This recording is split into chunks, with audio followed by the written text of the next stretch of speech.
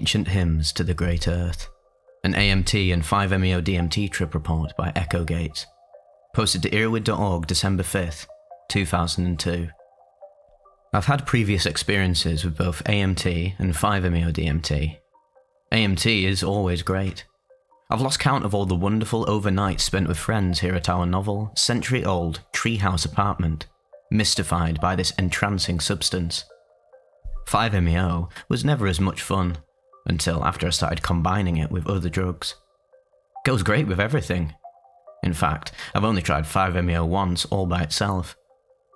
There was the typical experience of being barraged with psychedelic chaos, then having my soul sucked into the void where confusion finally dissolves into acceptance, insight, and peace. 5-MeO would have been an exhilarating experience, except that all conscious thought I had left was focused in an effort not to puke.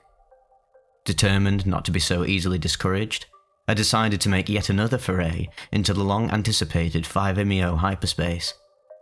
Maybe this time I would not be so unpleasantly distracted. My boyfriend, Zed, was taking this trip with me. He went first, inhaling a delicate and deceivingly small amount of 5-MeO vapor out of our multi-purpose disemboweled light bulb. I watched him slump forward on the couch a mere 40 seconds later, flushed and struggling to breathe. Just as John Lennon sang, "Now you see the meaning of within." He heaved all his withinwards outwards, and curdled milk meat puke with Boston cream pie splattered all over the Persian rug. Now you see the meaning of within. I get discouraged with the whole 5-MeO DMT thing after seeing that, and I didn't give it another go until months later in the middle of a DXM stupor during a sleepover with some friends up north. That trip was so great that I actually tried 5-MeO with everything afterwards, until my tiny $20 baggie ran out just as I obtained a few doses of AMT. I've always thought AMT and 5-MeO DMT would make an interesting combination, especially since the positive mindset induced by AMT might counter the sheer terror of the 5-MeO breakthrough, while still potentiating the relative insanity of the experience. Combining the two is also an ayahuasca-type combination, since AMT is a reported, weak, MAOI inhibitor. I've read plenty about ayahuasca and its analogues on the internet, but always thought it sounded a bit jungly and, well, messy for me, though I'm more for having a spiritual encounter. A mixture of 5-MeO and AMT might be the perfect way to finally experience a variation of the ayahuasca trip for myself. Sort of a neo-techno jungle kind of thing, I guess. Unfortunately though, it took a long time for me to gather the two substances in one place, but at last I did, on this fateful day. 8th of the 10th, 2002. I get home from my telemarketing job early. Yes, I am a telemarketer, the punching bag of America. Zed arrives a few hours later, worn out from working all afternoon in the restaurant kitchen. We've had less than the recommended R&R, and Zed has been running a fever all day, which I think he's passing to me. But short weekends, impending school days, and mad curiosity have rendered all of that irrelevant. There's a marijuana shortage lately too. You know things are bad when your dealer calls you, asking if you've heard anything. But the negative circumstances end there. In 30 minutes, we are getting ready to take the first AMT capsules when our friends S and S come by. They have the first pot we've seen in a week. We buy some and watch the movie we rented that morning, Time Machine, and it's much better the second time around, stoned. They leave around 12:30 AM after the movie, and we finally drop the caps. Zed is stuck on the concept of time for the rest of the night, elaborating fascinating theories at length. The movie was great food for thought for me too, as well as work. I saw in depth into all my relationships with people there, and the conversation I'd had with the girls sitting next to me that evening took on great significance, as if it were an enigmatic unfolding of ideas that could change our lives. I'm sure in some small way that life changes with every event. I think the perceptions were real, but they were so deeply detailed that I know they would be too small to matter normally. So, much of what needs to occur in communication actually happens unconsciously. As we listen to some trance techno laced with beautiful Hindu songs, I have vivid memories of my past. They are so inspirational, bringing back the simple feelings and vague hope that always fill childhood. The trees today look just like they did when I was 13, in the hammock outside my mum's, listening to Kurt Cobain and thinking my very first deep thoughts. Seriously moving stuff. I think about how timeless the forest is because it always looks like the same year there. It could be 2002 or 1984. The effects of the AMT are increasing rapidly after the first hour. I leave my boyfriend in the living room and go lie on the tie-dye bedspread. It's impossible to stop moving my body. I realise I'm fighting the effects of the drugs. It's been months since I've done AMT, and it feels like a tremendous shock to my system. Furthermore, I truly am sick, coming down with whatever Zed had. I didn't notice how sick I was because I'd taken ibuprofen all day. Now that it's wearing off, I can't take any more because I'm actually starting to feel very ill. I feel the fever flaming through my body and the congestion in my chest. It's hard to breathe, and for a long time, I actually feel like I'm having a panic attack. It hurts, and I feel actual pain. When I start disappearing into kaleidoscopes, I now think that I'm dying. I find myself kicking in bed, clenching my fists. Visions of death are going through my mind, and occasionally I try to relax and remember to calm down, but soon I run to the bathroom and vomit, because I feel like I'm actually in danger. After this, the difficulty passes and I feel so relieved, I can't even imagine how I thought I was dying in the first place. I start to enjoy the trip as I return to the living room where Zed is laying on the couch. We smoke some dope and I feel warm rushes of joy. I close my eyes and sit back, and I think about a dream I had last night where I was catching gold-glittered parakeets with Zed outside my dad's house, which had a new window. About 3 AM, I find that it's time for the second pill. As usual, I don't have any problems with this one, just a steady climb into the sky to peak at sunrise. Beautiful. I put on my biggest kickwears that I always end up in while tripping, the ones with all the pockets for carrying stuff.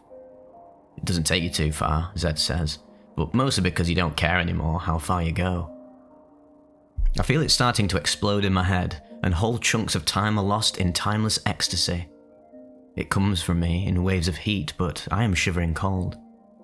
I saw myself dancing in my mind and others were dancing with me. We were doing the same thing.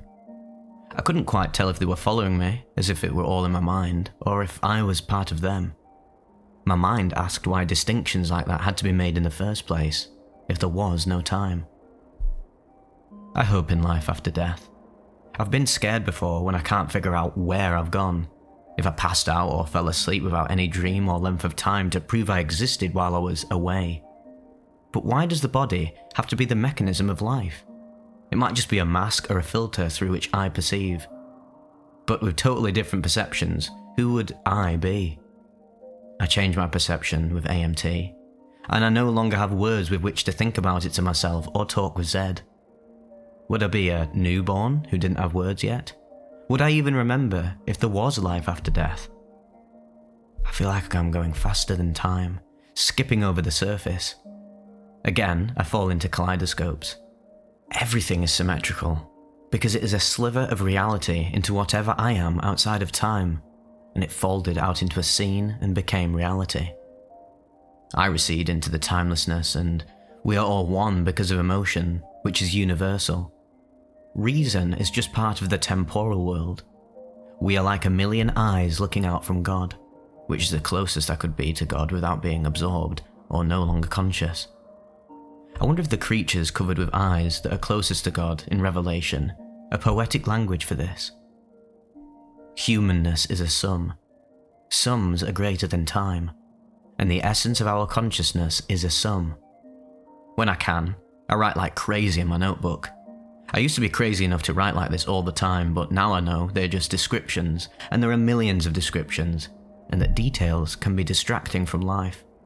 I feel more mature now, that I can tune into normal things without feeling so urgently that I have to write down all the details, though I do still write all the time anyway.